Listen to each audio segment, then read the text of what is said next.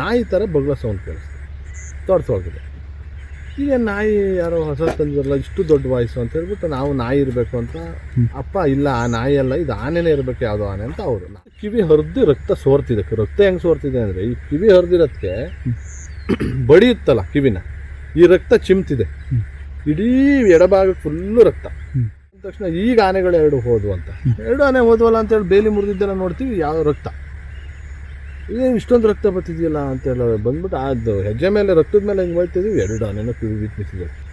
ಎಲ್ಲ ಆನೆಗಳು ಹಿಡಿದಾದ್ಮೇಲೆ ಸ್ವಲ್ಪ ದಿನ ಗ್ಯಾಪ್ ಆಯಿತು, ಆನೆ ಗಲಾಟೆನೂ ಕಡಿಮೆ ಆಯಿತು, ಮನುಷ್ಯ ಸಾಯೋದು ಕಡಿಮೆ ಆಯಿತು. ಅದೇ ರೀತಿ ಯಾವುದೇ ಆನೆಗಳಿಲ್ವಲ್ಲ ಮನುಷ್ಯನ ಮೇಲೆ ಬೀಳೋದು ಅಂತ. ಹೆಣ್ಣಾನೆಗಳಿದ್ವು, ಆನೆಗಳಿದ್ವು, ಆದರೆ ಈ ರೀತಿ ಯಾವುದೇ ಅಗ್ರೆಸಿವ್ ಆನೆಗಳು ಇರಲಿಲ್ಲ. ಸ್ವಲ್ಪ ದಿನ ಆಯಿತು, ಅಪ್ಪಂಗೆ 2008-09 ಸ್ವಲ್ಪ ಈ ಆನೆ ಹಿಡಿಯೋ ವಿಚಾರದಲ್ಲಿ ಊಟ ವೇರಿಯೇಷನ್ ಆಗಿ ಮತ್ತು ಟೆನ್ಷನ್ನು ಎಲ್ಲ ಆಗಿ ಸ್ವಲ್ಪ ಶುಗರು ಇರೋದು ಗೊತ್ತಾಗಿ ಡೈಲಿ ವಾಕ್ ಮಾಡಬೇಕಿತ್ತು. ವಾಕ್ ಮಾಡೋ ಟೈಮಲ್ಲಿ ನಾವು 6 ಗಂಟೆಗೆ ಎದ್ದು ಅಪ್ಪನ ಜೊತೆ ವಾಕ್ ಬರ್ತಿದ್ವಿ. ವಾಕ್ ಬರೋ ಟೈಮಲ್ಲಿ ಮೇನ್ ರೋಡಲ್ಲೇ ವಾಕ್ ಮಾಡ್ತಿದ್ವಿ, ಇಲ್ಲ ಈ ಬ್ಯಾಕ್ ವಾಟರ್ ಕಡಿಮೆ ಆದಾಗ ಇಲ್ಲಿ ವಾಕ್ ಮಾಡಿದ್ವಿ. ಈ ವಾಕ್ ಹೋಗ್ಬೇಕಾದ್ರೆ ನಾನು ಮತ್ತು ಅಪ್ಪ ಮತ್ತು ನಮ್ಮ ಅಣ್ಣ ಎಲ್ಲ ಹೋಗ್ಬೇಕಾದ್ರೆ ಈ ನಾಯಿ ಥರ ಬಗ್ಲೋ ಸೌಂಡ್ ಕೇಳಿಸ್ತು, ತೋರಿಸೋಗಿದೆ. ಈಗ ನಾಯಿ ಯಾರೋ ಹೊಸ ತಂದಿರಲ್ಲ, ಇಷ್ಟು ದೊಡ್ಡ ವಾಯ್ಸು ಅಂತ ಹೇಳ್ಬಿಟ್ಟು ನಾವು ನಾಯಿ ಇರಬೇಕು ಅಂತ, ಅಪ್ಪ ಇಲ್ಲ ಆ ನಾಯಿ ಅಲ್ಲ ಇದು ಆನೆನೇ ಇರಬೇಕು, ಯಾವುದೋ ಆನೆ ಅಂತ ಅವರು. ನಾವಿಲ್ಲ ನಾಯಿ ಬಗ್ಲು ಥರ ಬಗ್ಲುತ್ತಿದ್ದಿಲ್ಲ, ಕೈ ಕೈ ಕೈ ಅಂತವೆ ಒಂದು ಟೈಮ್ ಸಿಟ್ಟು ಬಂದಾಗ.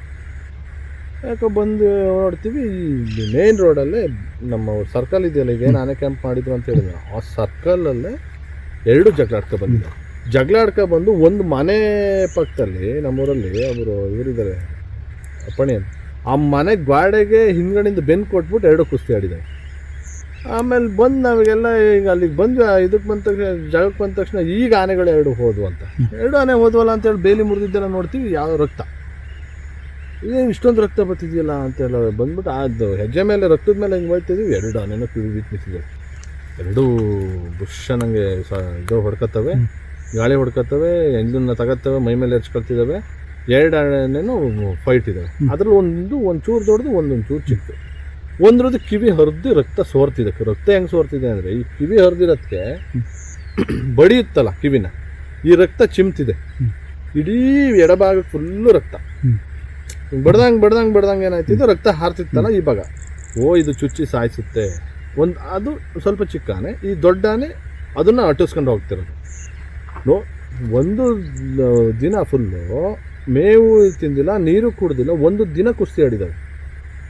ಬಟ್ ಒಂದು ಹೆದರು ಓಡ್ತಿತ್ತು, ಒಂದು ಹೆದರ್ತಿರ್ಲಿಲ್ಲ. ಇಲ್ಲಿ ಬಿಡಿಸಿದ್ವಿ ಜಗಳನ, ಸಾಯುತ್ತೆ ಅಂತ. ಈ ತೋಟದಲ್ಲೆಲ್ಲ ಒಟ್ಟಾಡಿಸ್ತಿದ್ದ ಪಟಾಕಿ ಹೊಡ್ಚೆ ಬೇರೆ ಬೇರೆ ಮಾಡೋಕ್ಕೆ ಟ್ರೈ ಮಾಡಿದ್ವಿ, ಬೇರೆ ಟ್ರೈ ಮಾಡಲಿಲ್ಲ.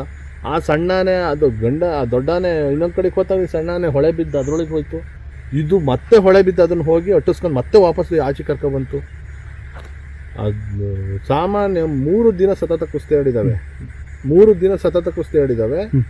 ಇದು ಅಟ್ಟಿಸ್ಕೊಬೋದಂಗೆ ಅದು ಹೋಗೋದು, ನೈಟ್ ಆದಾಗ ಚೇಂಜ್ ಆಗೋದು, ಮತ್ತೆ ಅದನ್ನು ಹುಡುಕೊ ಈ ರೀತಿ ಎಲ್ಲ ಆಗುತ್ತೆ.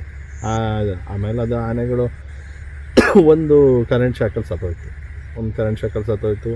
ಅದ್ರ ಮಧ್ಯದಲ್ಲಿ ಧರ್ಮರಾಯ ಅಂತ ಇತ್ತಲ್ಲ ದೊಡ್ಡ ಆನೆ, ಶಕ್ಲೇಶ್ಪುರ ಭಾಗ ಹೋಗಿ ಅದು ಶನಿವಾರ ಸಂತೆ ಬಾರ್ಡ್ರಲ್ಲಿ ಒಂದು ಇದು ವೈರಿಗೆ ತಡೆದು, ಆನೆ ಹೈಟ್ ಇತ್ತಲ್ಲ ಅದು ಬಗ್ಗಿತ್ತು ವೈರು, ತಲೆಗೆ ಟಚ್ಚಾಗಿ ಸತ್ತೋಯ್ತು. ಆ ಥರದ ಆನೆಗಳು ತುಂಬ ಬರ್ತವೆ. ಈಗ ಕ್ಯಾಪ್ಟನ್ನು ಬೇರೆ ಕಡೆ ಹೋಗ್ಬೋದು, ಭೀಮ ಬೇರೆ ಕಡೆ ಹೋಗಿದ್ದು ಮೊದಲನೇ ತಿಂಗಳಲ್ಲೇ ನವೆಂಬರ್, ಡಿಸೆಂಬರ್, ಜನವರಿ ಒಳಗಡೆ ಎಂಥ ಆನೆಗಳಿದ್ರೂ ಇಲ್ಲಿಗೆ ಬಂದೇ ಬರ್ತವೆ. ಯಾಕಂದರೆ ಇಲ್ಲೆಲ್ಲ ಪ್ರದೇಶ ಬ್ಯಾಕ್ ವಾಟರ್ ಇದೆ, ವಾತಾವರಣ ಚೆನ್ನಾಗಿರೋದ್ರಿಂದ, ಹೆಣ್ಣಾನೆಗಳು ಗುಂಪು ಇರೋದ್ರಿಂದ ಹೊರಗಡೆಯಿಂದ ವಲಸೆ ಬರೋದು ಸಹಜ.